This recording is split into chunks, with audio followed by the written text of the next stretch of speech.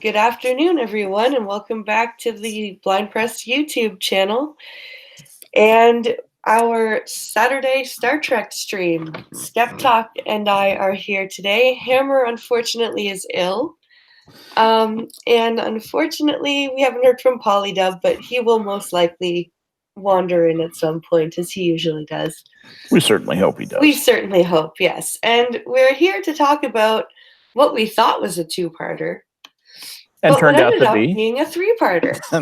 Imagine our shock. Yes, and the episodes that we are discussing today are the Jem'hadar, which was episode 26 of season 2, and The Search, parts 1 and 2. And Hammer was the one who discovered this. He sent us a group or a DM in the group going, I started The Search and it had a recap going. Yeah, and it was relatively late in the week too, so you can see what a bunch of procrastinators we are, because none of us had done this basic bit of research, like starting The Search part 1, and the first thing it says is continued from last season. Yeah, and so Hammer comes up and it's like Wednesday, and it says, this is actually the continuation from the previous season. So you start with episode 26 of season 2, and I'm going to give a brief synopsis of the Jem'hadar. Of the Jem'hadar. Okay, sure. So the Jem'hadar is an episode about, well, we think it's about Sisko and Jake going on a father-son camping trip so that Jake can do a much better science project than watching plants grow. And you can I'm going to touch on that in a minute after I synopsize this episode. And long story short, instead of just it being Jake and Sisko, Nog and Quark come along to the Gamma Quadrant so they can do this planetary survey. And they end up being captured by what are called the Jem'hadar, who are soldiers of an alliance, I would guess you would call it, known as the Dominion, who are a big, powerful thing in the Gamma Quadrant. Think of them as the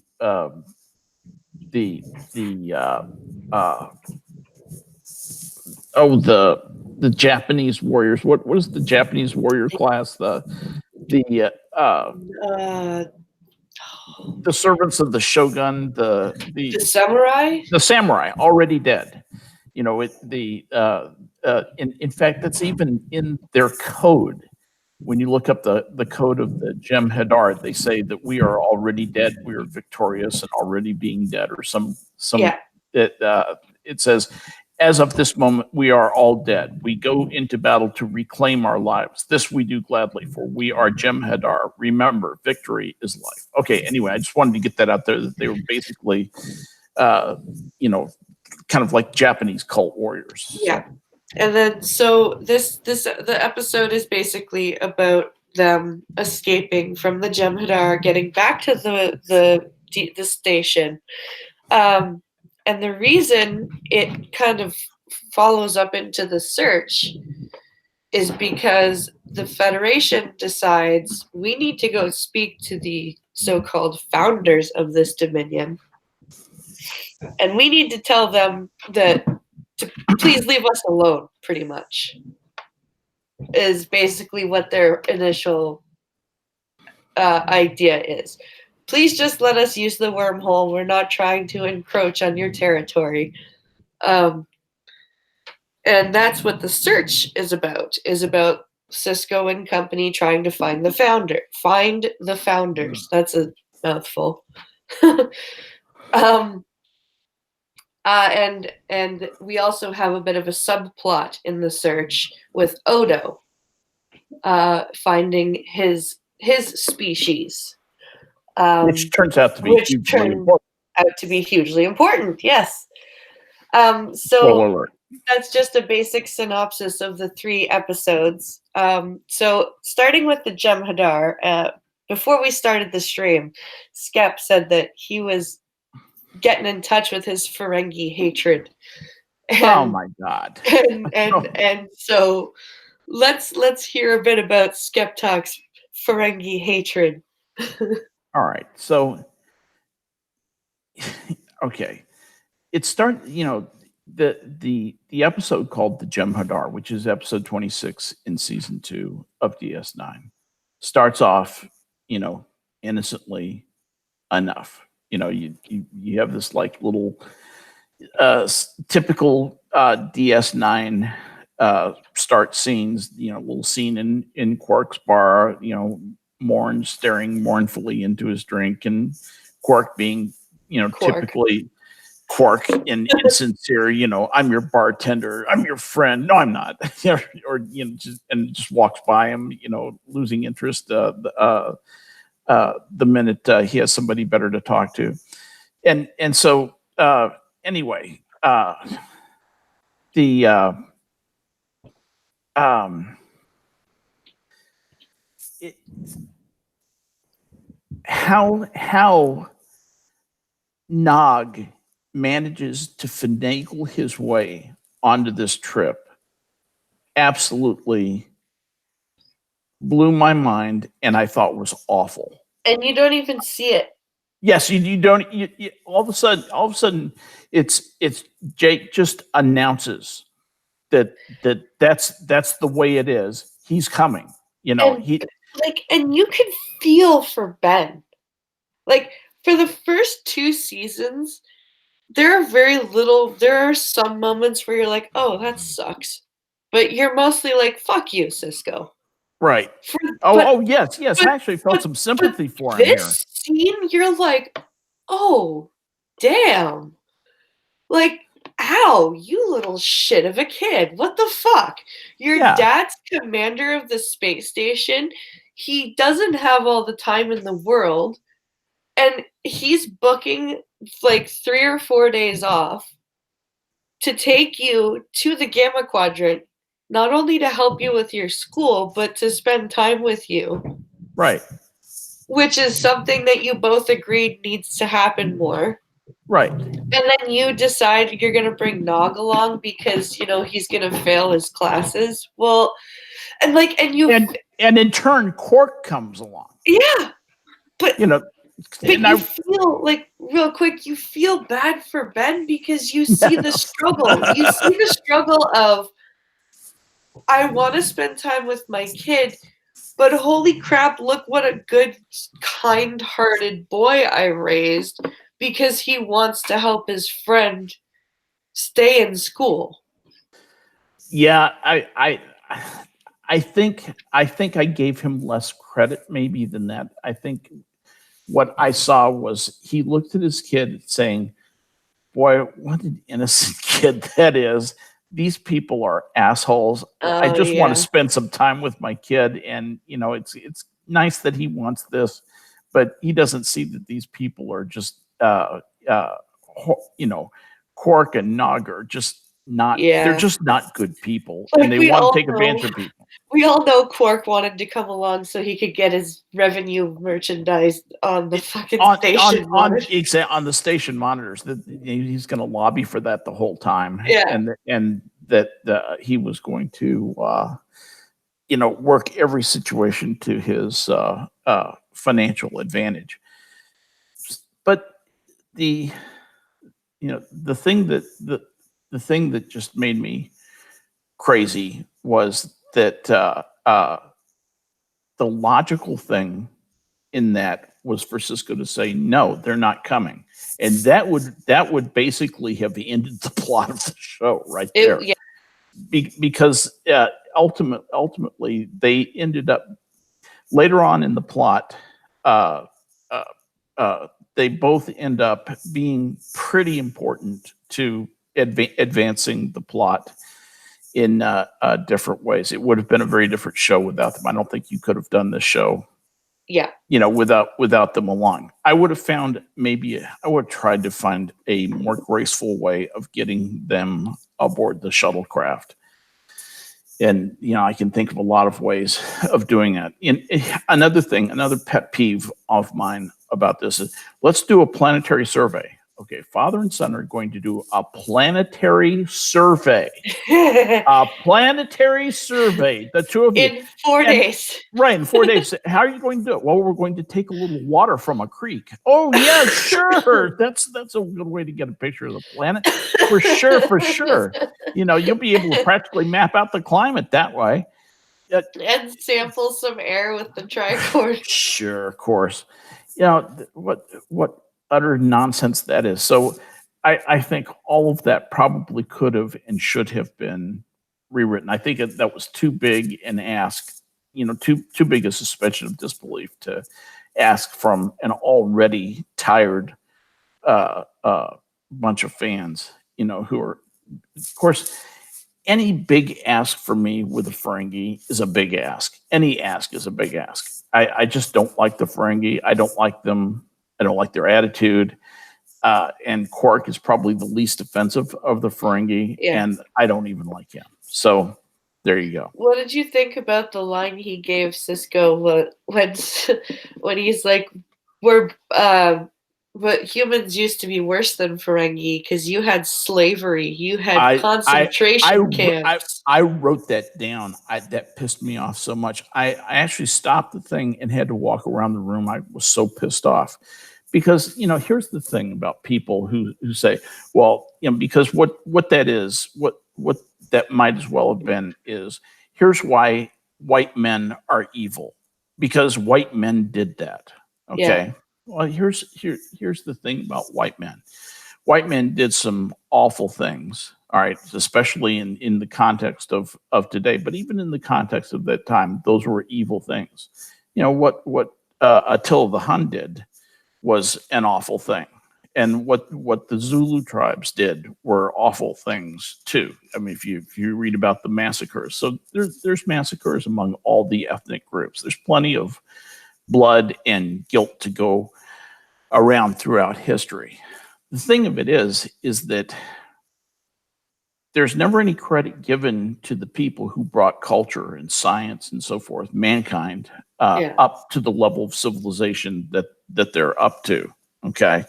There's never any credit for the fact that, well, yeah, we had wars and maybe we had concentration camps and stuff like that, but we got past that and we made it to spaceships and universal peace. So fuck off, you Ferengi snot-nosed pissant. Yeah, I don't need to hear that from somebody as corrupt morally as you are, that I'm corrupt morally. Fuck right off. I just absolutely went crazy. And I know that was nothing more than an SJW moralist amongst the writers saying white men bad. That's all that was. It was just a shout out, white men bad. Okay, whatever. It's and that's a thing that you see again and again in a lot of TNG and a lot of DS9. I'm noticing as I watch more and more of DS9 is that kind of moralizing against, taking the natives' land away from them and so forth, and and inflicting measles and smallpox on them. Agreed that happened, but over time, eventually, the level of life, the quality of living for everybody went up. I mean, anybody who doesn't think that Native Americans, even in the poverty in which they still live in today, is a better standard of living than what they lived in the 1600s is crazy. Yeah. Their life expectancy was 30 years old, was 35 years. It's more than doubled. It's more comfortable. There's less pain. There's more certainty about everything from food to medical care to shelter. It's a much better standard of living. So all these you said you're not supposed to like them. That's true. Yeah. So I don't think you're supposed to like the Ferengi very much. I don't like the Ferengi. I'm not a big fan of the Ferengi. So and there was actually a funny line. I actually didn't want to forget it. My favorite line. Oh, what was yours that you found funny?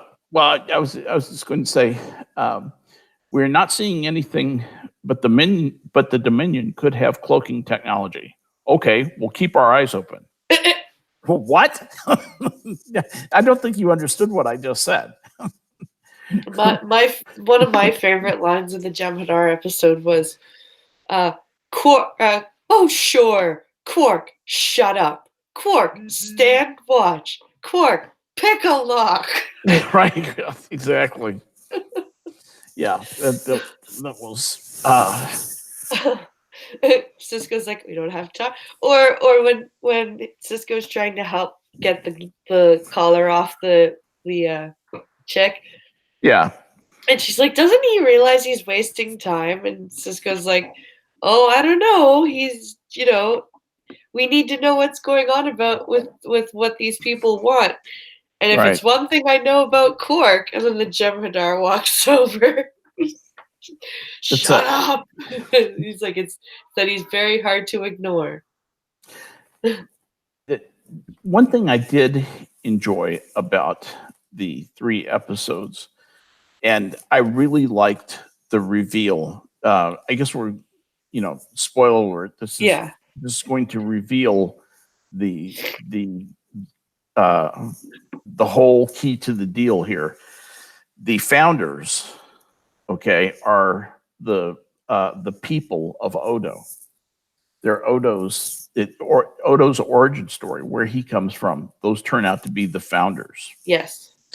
And they turn out to be a ruthless bunch of people who, have no patience or mercy at all toward what do you call them, the solids.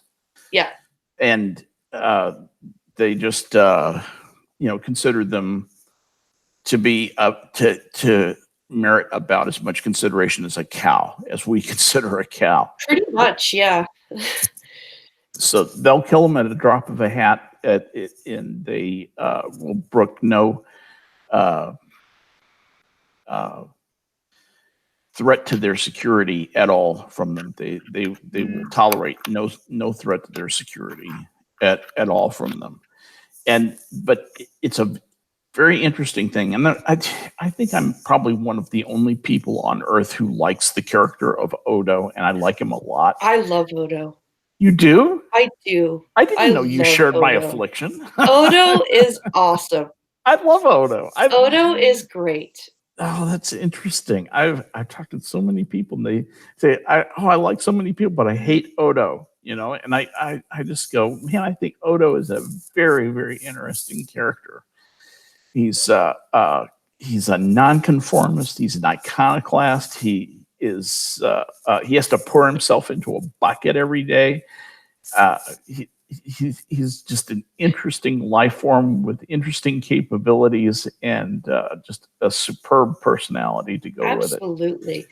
And the way he, even at this stage of the game, because we haven't watched the episode where him and Quark actually become friends yet. But you can tell. Even though I've actually seen that. I have seen that. I have seen that episode. Yeah, yes. Even though he doesn't act like it, you can tell he's got a soft spot for Quark. Yes. Already. Yes. And he's just and you can tell the way at the beginning of the search when they get onto the runabouts, and Quark and he have to share quarters. Yes. And he bites Quark's head off. Yes, absolutely. Quark's like, what the fuck just happened? Because even in their most animosity, he doesn't act like that. No, even at their most, I caught that exact thing where he's so ugly to Quark. Quark just goes, "What is really the matter with you?" Yeah. What has got your attention? And it was that he was so focused on wanting to get to this nebula, where his people were. And Rene Auberjonois played that so well. I have to get there, but I don't know why. Right, absolutely. And he played sold it completely. Fear, because he was afraid. Right. Like Odo's character was afraid because he's like, this doesn't make sense. Why do I need to go here? But I need to go here. Yes. And he answered in doing so, he addresses the viewer's unspoken question, Yeah. of why do you need to go there so badly? And he basically says, I don't know why. And it scares me. Yeah. It scares me that I don't know why, but I'm being drawn there. And that's plenty good enough. That's plenty good enough to, to make you want to see what's on the other side of that hill. And then when he gets there, I was not disappointed at all. And I thought their world was cool. I thought the way they did their world was pretty cool. All dark and with the kind of almost featureless with just few rocks and things like that, and uh, uh, some kind of alien looking plant life and so forth, and them coming out of the pools is liquid and then turning into solid and then going back into the pools. All You Need says Odo was DS9's Spock, more of an outsider than any other. Yep. Yeah. Yeah, he very much was an outsider. Yet the interesting thing was the implication to me. I'd be curious is to see if you got the same idea here when they said when you take your place in the link, was that what they had was a group mind. Yeah. Basically, or a linked mind. Yes. Maybe would be a better thing. Maybe like the Borg, maybe less closely linked than the Borg, maybe with some separation. I thought it would be more like more like individual minds. Able to telepathically communicate with one another. Something more like that, yeah. But more or less always in contact, in some sort of contact with one another, at least a sense of knowing that the other people are there and maybe where they are. I don't know. So, and I got the feeling that Odo looked at that and he thought,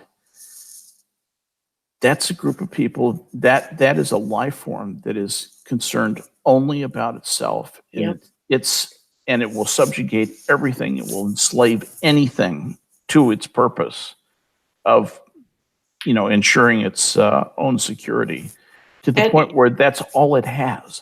Yeah, and they don't even value the people in like the solid people in the Dominion itself. Right, exactly. Those are just their puppets. Those are house slaves. Yeah. Yeah, exactly. That's all they are. So that was and I think he saw that and it frightened him, and he realized he didn't want to be a part of that, which made him even feel more isolated because he realized that even his ultimate home would not be a home for him, would not be a haven for him. Well, and she even says, you don't seek justice, you seek control. And he's like, no, he's like, and the kind of order that you want won't work in the Alpha Quadrant. Right. Exactly. That's so it and I was gonna say that the Dominion is another really well written enemy. Oh yes, very well written. The Maquis and the Dominion are very good villains. Oh yeah. Yes. Very well written problems for the Star Trek universe to have to solve. Especially, like, there are parts of the Dominion that are very one-dimensional. Like, the Jem'hadar itself, to me, is not very scary. They're just drugged-up warriors, basically. You find out in a different episode that they are basically addicted to this drug that basically makes it so they don't feel anything. Right. And so it was like the Hashashins, where we would get the word assassins. Yeah. They were, always high on hashish, and they'd kill anything that was moved for the sultans in the Middle East back in the day. Yeah. Sorry, go ahead. So the Jem'hadar as a villain unto itself is not exactly a threatening, like, it's not, to me anyway, it's not very threatening, but as part of the Dominion, as part of the larger alliance, and, well, honestly, and the fact that there are so many of them, like, the fact that they have such force is what makes them scary. Um, and the fact that later on, when you see that they ally with the Cardassians, that gets bad. Yeah. But I find that the problems, the writing for Deep Space Nine is almost on par with Next Generation, I would say. Yes, absolutely. The two-parters are much more action-packed. Mm-hmm. They move much faster. Yes. But they're not full of extraneous information. Like everything that you get in a Deep Space Nine two-parter is, or in this case a three-parter, is useful in some way, shape, or form. Yes. You may not, like, you may watch it and for 30 seconds go, well, that was useless, and then like maybe 10 minutes later go, oh wait, no, it wasn't. Yeah. I see where they went with that. And I really enjoy the writing and the pacing of these 3 episodes. Yes, very, very much so. I agree that they were very well written. And once I got over my reaction to Quark, especially his irritating nephew. Oh my god, Nog was so annoying in these episodes, especially when he was screaming. Oh my man. god. I was waiting Fire for the phasers. Computer, fire the phasers and launch the torpedoes and the escape pods. Jake's just like, oh my god, what the exactly. I would have gone out into space and just spaced the little motherfucker. Just said that's a terrible accident. I'm so terribly sorry. Like even Jake, his best friend, is like, just shut up. Just stop it. Oh man. Just let me think. He even says it. He's just shut up and let me think for a minute, right? Exactly. And poor Jake's not even like, he doesn't end up going into Starfleet. He's not a technical guy. Yeah. Right. So it's hard enough for him to figure out what the hell he's doing and remember his volunteer hours with Chief O'Brien. Yeah, exactly.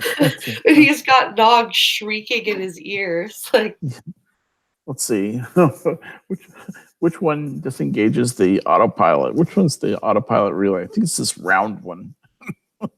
Yeah, try that one. Why? I have a hunch. Yeah, I have a hunch. and then Jake, antimatter field destabilized. And then Jake gives him a dirty look, and all he can go is sorry. It's like, fuck you, Nog. You're an idiot. You have no idea what you're talking about. Yeah, you came within 10 seconds of vaporizing us. Well done. So, I did think that the deal going behind the large metallic door and having this stuff just happen in their minds. Yeah, I was a little disappointed. Like, I've seen this one before, and I knew that was coming. But the first time I watched it, I was like, "Oh, for real?" Yeah. So, and it's kind of like, and then I woke up, and everything was okay.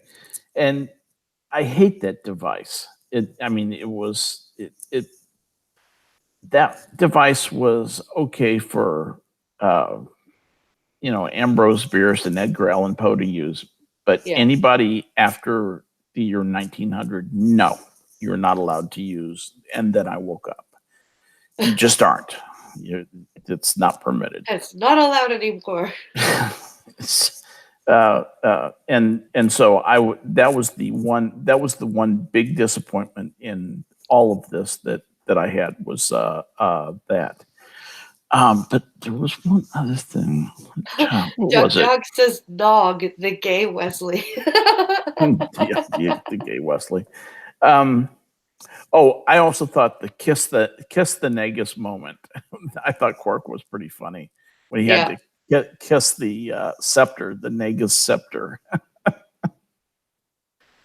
That was I really, and I figured you would like the because you get to see Garrick in action a little bit, even if it was a mind like in the imagination of the other officers. yes. You actually get to see Garrick be Garrick for a bit. And I actually like Garrick. Yeah. Garrick is an interesting guy, and I'm looking forward to getting to know Garrick more. I hope he is he does not disappoint. He's a richer part of his seamstress by day, spy by night character. You just reminded me of something else. What was it that I shoot? I liked Dax throughout this. Yeah. I liked the way Dax was that whole thing was written for Dax throughout this. I thought that was very, very well done. I also think that this is when I start liking Cisco more. Yes. And yes, also I probably did not have all the antipathy of against Cisco that some folks may have had initially. I just thought he was, his sin to me was that he was a little bit boring. Yeah. And now, but I like it that he's become a little bit more interesting. I actually went ahead, and I don't mean to digress and go into a different episode here, but I went ahead and watched what is it called? Another two-parter called Past Tense. Yes, that's next week's. Oh, is that next week's? I already watched it. That's when you really start to like Cisco. And I really like Cisco in that. Yeah. And I'll just give you an advance clue about that. That's for those of us who are who like to watch along with us. That is one. The Past Tense that is a two-parter that will not disappoint. No. It's fun all the way through. It really, truly is. It's I just liked it. I just liked it thoroughly, and he his personality, he really gets to do some acting. Yeah, he really gets to exercise some acting skill in that. So I enjoyed that. But I like the reason I like Cisco in these episodes is because he actually does things. Yes, he actually gets passionate about his assignment finally. Yep. He actually goes toe to toe with an admiral for once, and right. doesn't just go yes, sir. He actually, he comes barging into her office, and he's like, "What the hell's going on? Why are what's?" And he's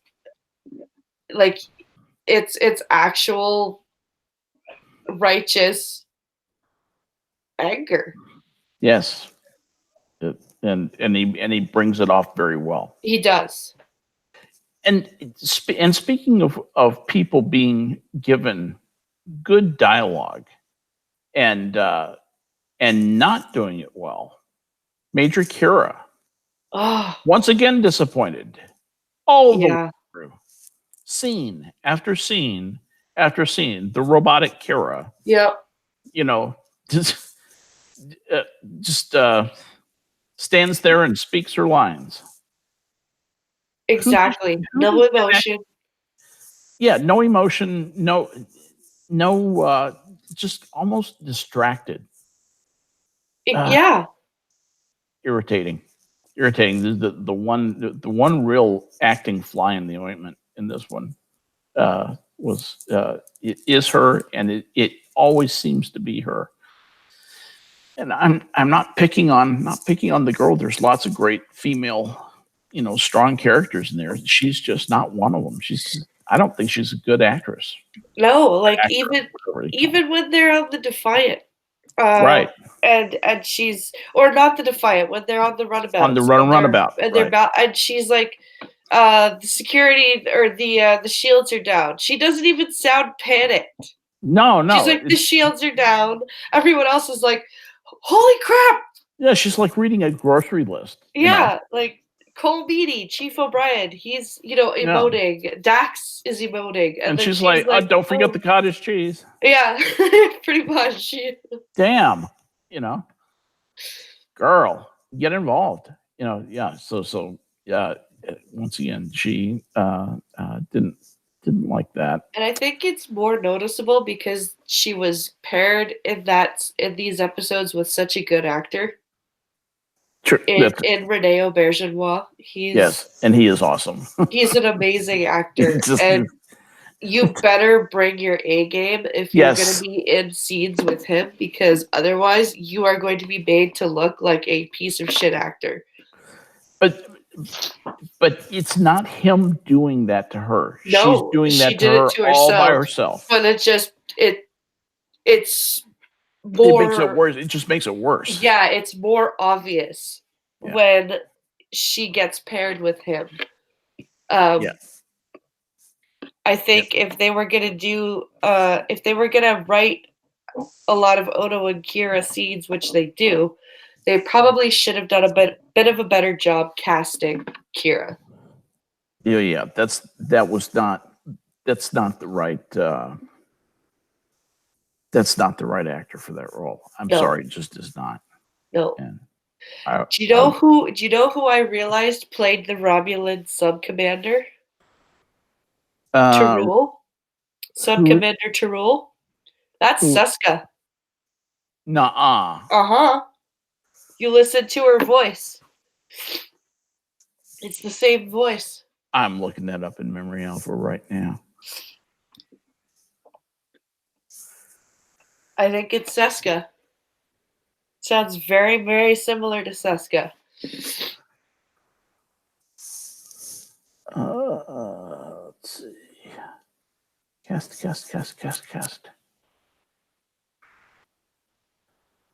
Sub-commander. Martha Hackett. Martha Hackett. If it's not Seska, she does a damn good job sounding exactly the same as Seska. She appeared in 2 episodes of Star Trek Deep Space Nine as a Romulan, portrayed a character in a deleted scene of TNG, and provided her voice in Star Trek video games. But no, it's not. Oh, it's not Seska. No, Weird. it's not. Yeah. She sounds exactly like Seska.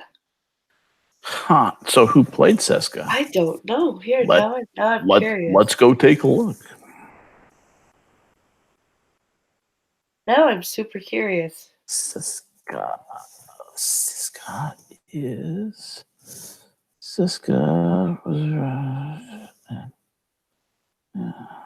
Seska is another horrible character. No, Seska was played by Martha Hackett. Aha! She was played by Martha Hackett. The other Memory Alpha article is wrong. Does not have this. Well, it just doesn't have this credit in there for her playing Seska. I knew it was her. It is. Good call, girl. Wow. Just by look at the voice. big ears on Blind Press. Just by voice, dude. Wow. Wow. That's awesome. That really is. Really awesome. Because I got to thinking, could be Seska. Yeah, but I don't have that. I don't have that complete a memory of. Yeah. If you watch that again now, though, you'll hear and you'll go, "Yep, that's Seska." Martha Hackett. Okay, let's see. Martha Hackett is an actress from Boston, Massachusetts, best known for her role of Seska on 13 episodes of Star Trek Voyager. She also appeared in 2 episodes of Star Trek Deep Space Nine as Romulan, portrayed a character. Okay, as Subcommander. What's his face? Terulian. Terulian or whatever it is. Yeah, that was because I'm like, holy shit, that's Seska, and she's actually doing some acting this time. Oh my god. Yeah, Subcommander Terul. Yeah, you're absolutely right. Yeah, she is. And on her page on Memory Outfits, it is correct. So on the Seska page and on her page, it's correct. On Subcommander Terul, It is not. It's not listed. It's just isn't Tisk, called out tisk. explicitly.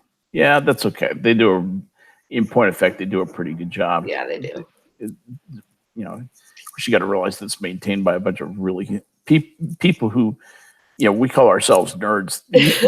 These people make us look like amateurs. Yeah, exactly. They would put us to shame. Oh my god. Yeah. Hey, no Joan Trues in my chat. Irate prostate, you are Romulan traitor.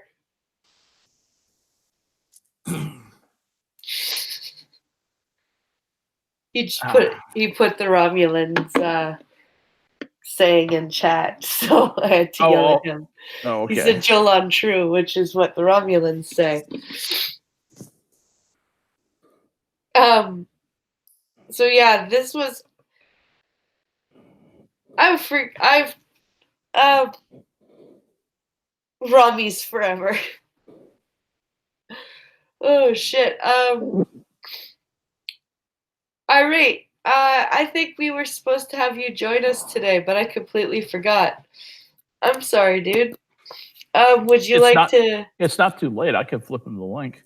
Would you like to join us, dude? For the last bit of the stream? Come on, Irate. Come on, bud. Come talk Deep Space Nine with us, my friend. Yeah, come on, man. I'm gonna send it to you whether you like it or not, and then you can join us or not. Just depends on if you want to. And let's see, where's my Irate? There you go. Send it to you in Twitter, bud. Cool. It's got, all right, it's yours in Twitter. We would love to have you on to help us out on this 2-person stream. Hammer was sick for anybody who was joining the stream late. Hammer wasn't feeling well today and he couldn't make it. We hope he gets to feeling better. And Polydub, we were hoping to hear from, but had not heard from. However, their links are still in the description. If you guys want to follow Hammer on Twitter or Polydub, you can subscribe to Polydub's channel if you click on the link. You can follow Hammer on Twitter. Also, the Minions of the Zoo link is in the description. Yes. For those who are let's not forget the Blind Press information. Be sure and sub to Blind Press on YouTube and follow her on Twitter. And Skepdoc wouldn't mind. Yep, your links if you in the followed Twitters me, too. Your links in the description as well. Yeah. Yeah, but at any rate, yeah, this has been a. I don't think he can. I don't think Irate can't. Yeah. Yeah. Too bad. Next week, dude. We'll try and have you on next week. Yeah, that's all right. We'll do it next time, bud. We'll do it next time. But Anyway. yeah, like I really, again, another two-parter that doesn't disappoint, or three-parter, I should say. And it was even in the Jem'hadar episode at the end, we had a nice little turnabout where we figure out that the chick they were locked up with was technically a spy. Yes, exactly. That was interesting. Essa or Issa Eris, or whatever name. I think her name was. Pardon me? Eris. Eris, that was it. Yeah. Issa, I don't know where I got that from. Eris, yeah. And so, but next week we have past tense. Yes, we do. Which, oddly enough, was something that I just watched for fun recently, and I'll watch it again for next week. But that is, I enjoyed that. I'll just tip my hand right away. I enjoyed those episodes. I thought that was some fun. And they're a good set of episodes. I can't wait to watch them again. Oh man, and talk about Cisco getting his acting game on. Yeah, yep. I just thought that he just he really shone on both those. Avery Brooks did a great job. Yes, he did. So, and there's some great fun with that. Even the guy who plays Bashir does some acting. It's actually kind of good. That would be kind of fun. What did you think about Bashir in these episodes? What do you mean in terms of what?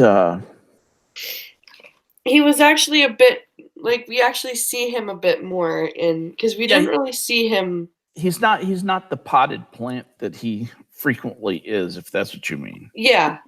And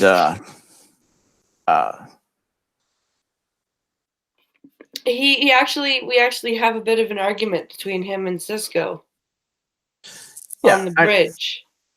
He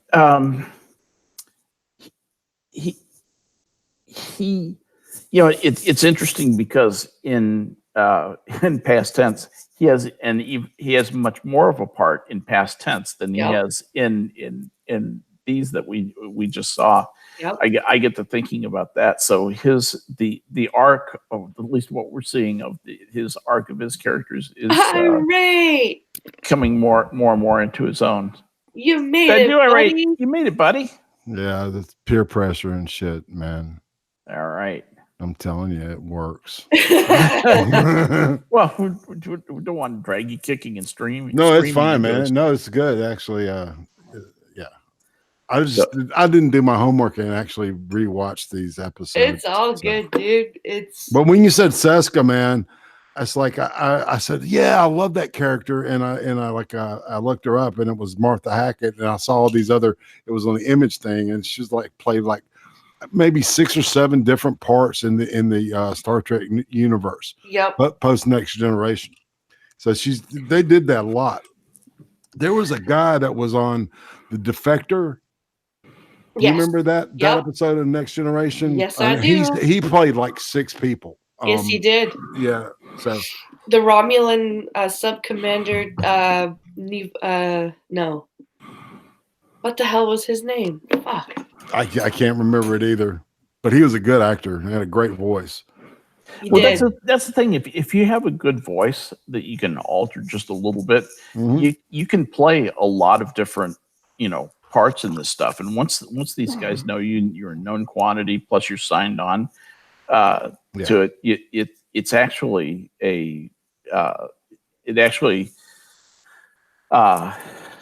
helps from the standpoint of casting, and helps from the standpoint of risk to the investors to use a known quantity who's known to produce a good quality product as the voice, especially in stuff like games. Yeah.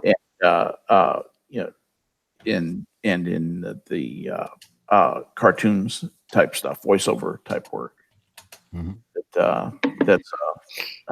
It's very lucrative both for the voice actor, and it turns out to be a really good deal for the people doing the casting. So that's why, they locate somebody who's good like that. You'll see them get like 3 or 4 or 5 different parts, and evidently Martha Hackett is one Like of them. the Klingon guy, General I know exactly who you're talking about. Martok.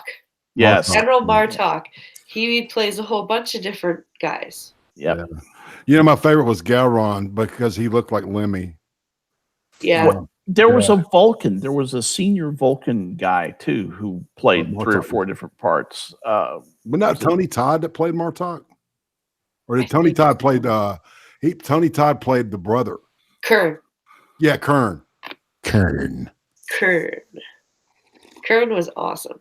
You will go to Chadich. I will be your Chadich.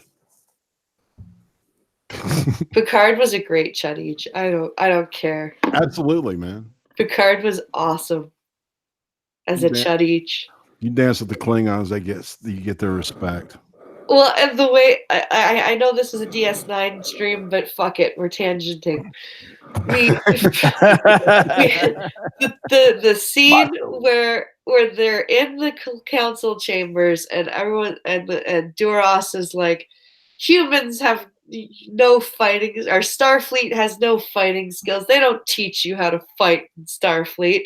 And Picard's just like, you can test that at your convenience. It's like, God damn, Picard. Yeah. It's like, Nice stones. I'm your Huckleberry. Yeah. Oh, so all right. So this was the 3-parter y'all were talking about. Yeah, this was the Jem'hadar, and then the search.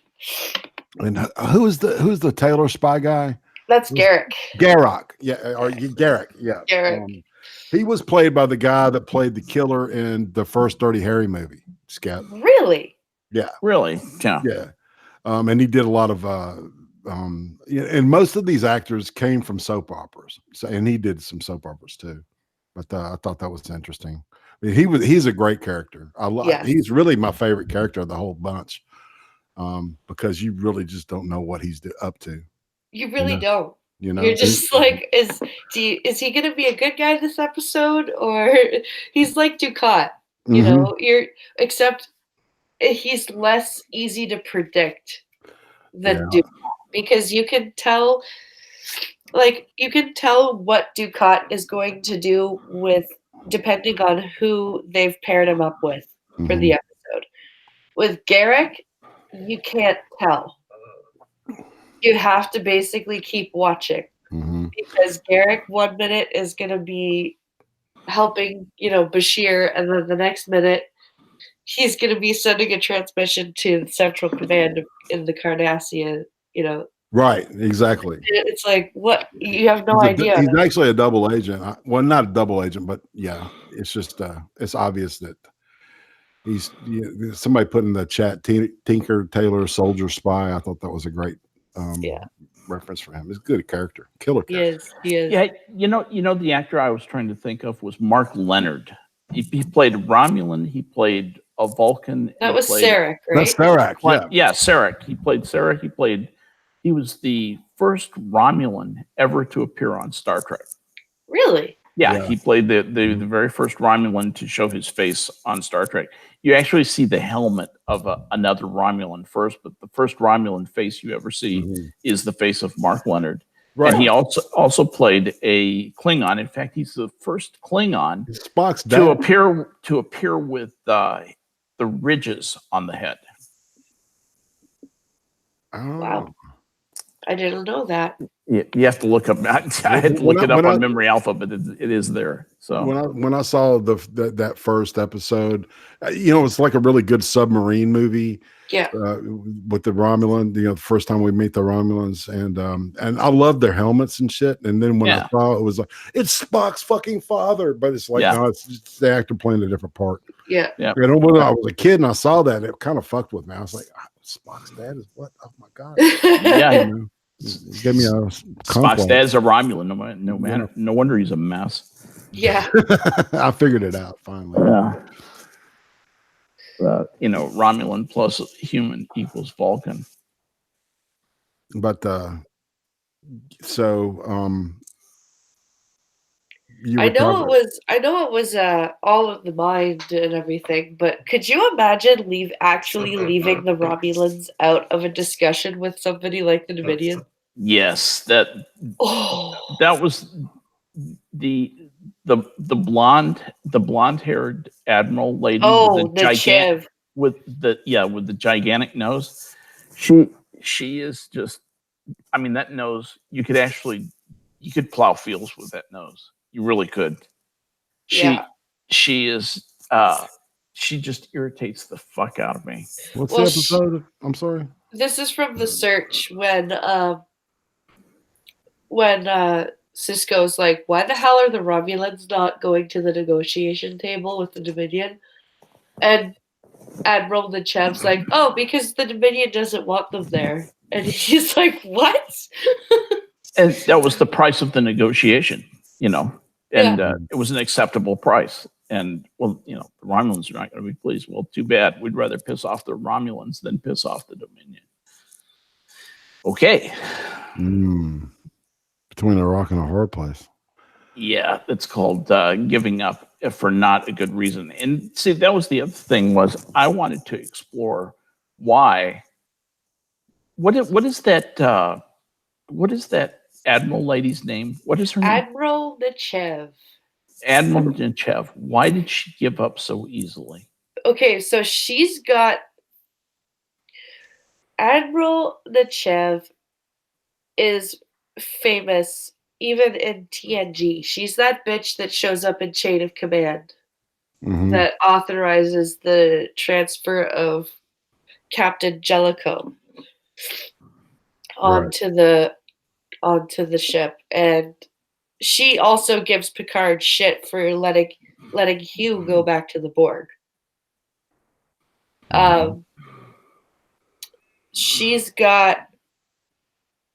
She's basically got a history of being a short-sighted bitch. All right. She has. I don't know how she got to be an admiral. I really don't, because she does not seem to be the kind of person who would. I can't see her captaining a ship, and I'm pretty sure you don't skip over captain to be admiral. Not generally. Sure that's not how that works. Not generally. Like, I just can't see her in command of a ship. Like, the way that she acts, it's just... No. She's that's not flag material, as they say. Oh, screw you, Adam. He says Star Trek is for nerds, Star Wars for life. Well, maybe Star Wars should do some... you know what? I can't talk because Star Trek has gone to shit, too. Yeah, they've both gone to shit, unfortunately. Yeah. Probably not. Star Trek has more better content for longer. Sorry. See, great science fiction can't be self-aware, right? Great science fiction has to exist, and the whole idea is like, we're going to show you all this shit, and you make your decisions out of it. It's not about moral fagging. It's about painting an accurate picture and making you think about it, right? And you come to your own moral conclusions. Well, I was watching the end of the search today, and I saw a perfect parallel for what's going on in real society today when we see the Jem'hadar beat the crap out of Chief O'Brien. And Bashir's like, he's talking to the representative from the Vorta, and he's like, he's talking to Eddington. Sorry, Eddington's a piece of shit, but we'll get there. Yeah. When he's talking to Eddington, and Eddington's like, well, the Jem'hadar just don't know our rules yet, so you have to give them time. And he's like, so in the meantime, they can just do what they want. And he actually goes, keep that in mind before you start a fight with one next time.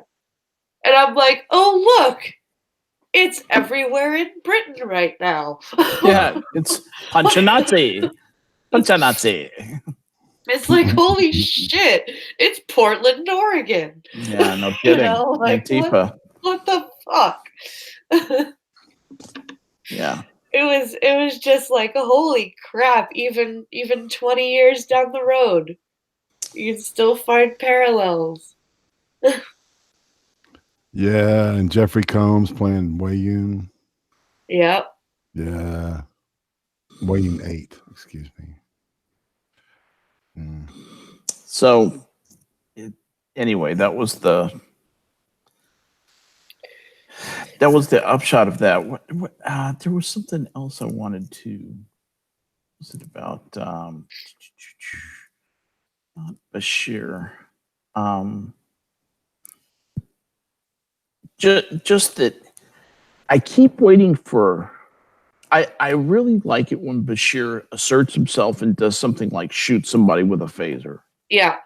That makes me very happy inside.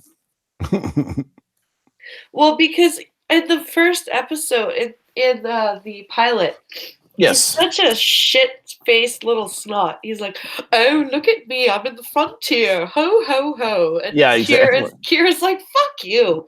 In the Right. frontier, you don't know what the fuck you're doing here, right? Yeah.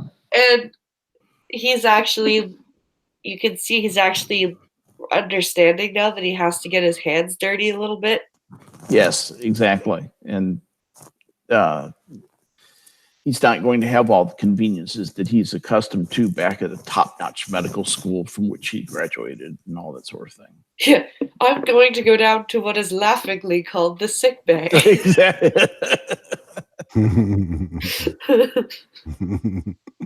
But he goes down there and he's it turns out he's a pretty good doctor. He gets people well, and he's not afraid to get up to his wrists and in guts to make somebody well. So I like him and I respect him as things go on, even as I respect Major Kira less and less with every episode. Yeah. And pretty much given up on her. Yeah, Kira's character, I don't know, man. Got the chip on her shoulder makes her very unappealing. Yeah. Sorry about that. She couldn't get to the go mute ahead. button. Go ahead, Irate. I was just going to say that Rod Aaron was the perfect fit for that, and they had to put that character together pretty fast. Agreed. So I think that she's she's two-dimensional, especially early on. Later, when they get into the religion and the what was that? Louise Fletcher comes in as like the Pope or some shit of their religion. I can't remember. Oh, Kai Wynn. The spiritual leader of the Psycho bitch. Yeah. A good psycho bitch. That's a great little arc there too. So yeah. I'm sure you'll get there. Yeah. I'm not gonna say we be presumptive. Yeah. But yeah. So that was a all in all, a good episode, I think. All in all, a good episode, and one of the interesting thing is what a turn it takes. Oh, I know what I was. Finally, remember what I was going to say. What a turn it takes from the Jem'hadar, from that starting episode. Yeah, it takes a pretty big turn away from that. So, really, the Search 1 and Search 2 are kind of even though they're a continuation of the storyline of the Jem'hadar, they are two episodes that are tied more closely together, I think, than they are to the Jem'hadar. But then at the end of the Search episode 2, it ties it back tightly to the Jem'hadar. It does. And I dug that. I just love that. I thought, man, that's solid writing. That's good writing. The way that they tied that back with, oh, we are the founders. Yeah. Dun dun dun. And we get to see the Defiant. Yes, and we get to see the Defiant, which is also awesome in a different way. Yeah. Yes. So the overgunned Defiant. Yeah. Oh boy, sorry. Oh, good. I think I've got a grandkid coming. So I think that covers everything that we're going to talk about for these 2 episodes, or 3 episodes, I should say. So our next 2-parter will be Past Tense, which is episodes 11 and 12 of season 3. And those are going to be great. And irate, if you're not busy, you're more than welcome to join us for those. Okay, and I'll do my homework then. All right, that sounds good. I think I think what we're gonna do is we're gonna end here. I want to thank everybody for coming out and listening to my sick voice. Thank you for putting up with that. Sorry about that. Sorry. No worries. Are we saying goodbye? Yeah, I think we're saying goodbye. Just tune in tonight for is it game night tonight, or was that last night? That was last night. Was It's just a regular night tonight. It's so regular tonight, regular night for Minions of the Zoo. I think Reject is hosting. I think so too. The link for the Minions channel is in the description of this stream. Thanks to Irate for joining us. You're welcome. Anytime. See you, buddy. I hope everyone has a great rest of their weekend. Come and join Pinkalo and I tomorrow night for the Blind on the Special at 10 p.m. Eastern, and Coffee Stream on Monday at noon Eastern. I hope everyone has a great Saturday, and we'll see everyone later. Thanks for coming out. Thanks for coming out, everybody. Bye-bye. Later, Ludes. Bye.